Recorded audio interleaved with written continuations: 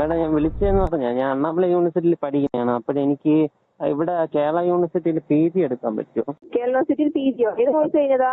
അല്ല, ഞാൻ ഈ അണ്ണാമല യൂണിവേഴ്സിറ്റിയിൽ പഠിച്ചതാണ്. അപ്പോഴ് അതിന് അഡ്മിഷൻ എപ്പോഴാണ്? ഞാൻ 19 പഠിച്ചത്. 19 ആണെങ്കിൽ എലിജിബിലിറ്റി ഇവിടുന്ന് കൊടുക്കില്ല. അങ്ങനെയാണെങ്കിൽ കേരള യൂണിവേഴ്സിറ്റി പഠിക്കാൻ പറ്റില്ല.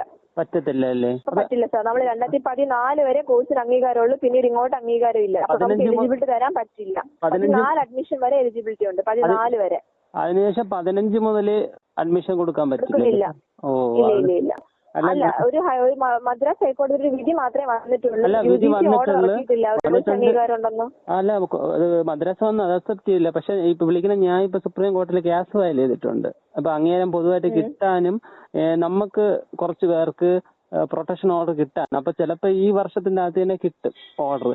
അങ്ങനെ കിട്ടിക്കഴിഞ്ഞാൽ എനിക്ക് അങ്ങനെയാണെങ്കിൽ ഇത് വെരിഫൈ ചെയ്തിട്ടാലേ പറയാൻ പറ്റുള്ളൂ. UGC തന്നെ ഒരു ഓർഡർ ഇറക്കണം, ഇതുപോലെ കോഴ്സിന് അംഗീകാരം ഉണ്ട് എന്ന് പറഞ്ഞിട്ട്. അങ്ങനെയാണെങ്കിൽ നമുക്ക് തരാൻ പറ്റുള്ളൂ.